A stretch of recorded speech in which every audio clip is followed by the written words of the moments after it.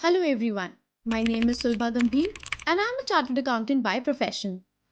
अगर आप एक इमूवेबल प्रॉपर्टी में इन्वेस्ट करने का प्लान कर रहे हैं या फ्यूचर में आपका एक इमूवेबल प्रॉपर्टी को खरीदने का प्लान है जिसकी वैल्यू 50 लाख या उससे अबव हो सकती है, तो आज की वीडियो आपके लिए बहुत इंपॉर्टेंट है क्योंकि इनकम टैक्स एक्ट 1961 का एक बहुत ही important section 194 IA that talks about TDS on sale of immovable property हम आज डिस्कस करने वाले हैं।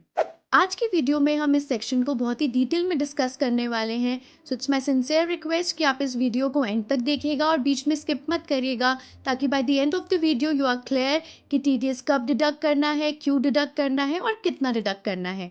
तो चलिए स्टार्ट करते हैं इस छोटे से इंट्रो के बाद।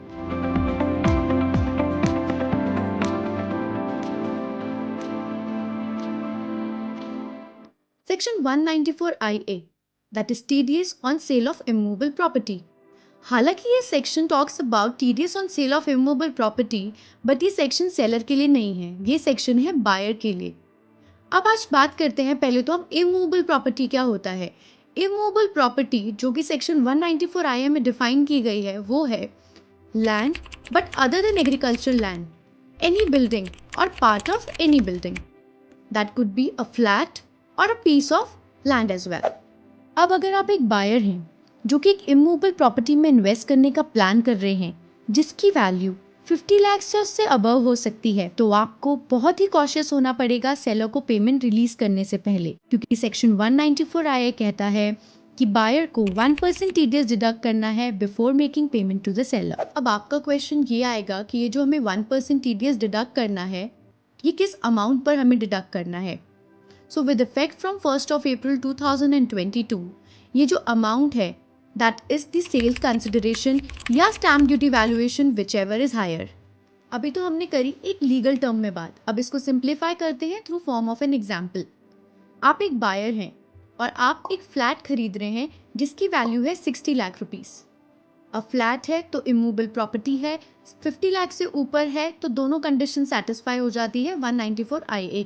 अब यहाँ पे सेल कंसिडरेशन किसको कहेंगे।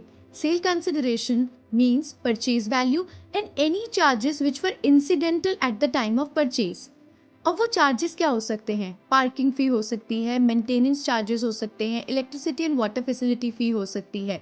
तो सपोज आपकी पार्किंग, मेंटेनेंस एंड ऑल ये सारे चार्जेस मिला के 50,000 रुपीज़ होते हैं, तो आपकी जो ये सेल कंसिडरेशन मानी जाएगी under section 194 IA would be 60 lakh plus दस 50,000, दैट वुड बी 60 लाख 50,000। और अगर उस दिन की स्टैम्प ड्यूटी वैल्यूएशन 61 लाख होगी, तो इन दोनों में से जो हायर है दैट इज 61 लाख रुपीज़, इसके ऊपर आपको 1% टीडीएस डिडक्ट करके गवर्नमेंट को डिपॉजिट कराना है। अभी जो आपने सेलर का 1% टीडीएस डिडक्ट किया है अंडर सेक्शन 194 IA, ये आपको गवर्नमेंट को डिपॉजिट कराना होगा थ्रू फॉर्म 26 QB, और ये आपको डिपॉजिट कराना है with in 30 days from the end of the month जिसमें आपने टीडीएस डिडक्ट किया था। लेट्स टेक एन एग्जाम्पल कि आपने मार्च में एक प्रॉपर्टी खरीदी, उसी महीने आपने पेमेंट करी और टीडीएस डिडक्ट कर दिया। अब आपको 30 अप्रैल से पहले पहले ये टीडीएस गवर्नमेंट को डिपॉजिट कराना है थ्रू फॉर्म 26 QB। अब इसमें कई बार ऐसा हो सकता है कि बायर जो सेलर को पेमेंट करेगा वो इंस्टॉलमेंट्स में पे करेगा, तो आपको हर इंस्टॉलमेंट पर टीडीएस डिडक्ट करना है और डिपॉजिट कराना है थ्रू फॉर्म 26 QB। तो आइए इस वीडियो को सम अप करते हैं through some important points as we have discussed in the video. Firstly, buyer कौन होगा। Buyer could be a resident और अ नॉन रेजिडेंट, बट अगर सेलर नॉन रेजिडेंट है तो आपका ये सेक्शन 194 IA एप्लीकेबल नहीं होगा, तब आपको सेक्शन 195 में टीडीएस डिडक्ट करके डिपॉजिट कराना होगा। बाइंग वैल्यू 50 लाख से ऊपर होनी चाहिए। Immovable property other than agriculture land होनी चाहिए। जो भी आप ये टीडीएस डिडक्ट करेंगे वो आपको फॉर्म 26 QB के थ्रू डिपॉजिट कराना है with in 30 days from the end of the month जिसमें आपने टीडीएस डिडक्ट किया था। किस वैल्यू पे आप टीडीएस डिडक्ट करेंगे would be the sale consideration या फिर stamp duty valuation whichever is higher.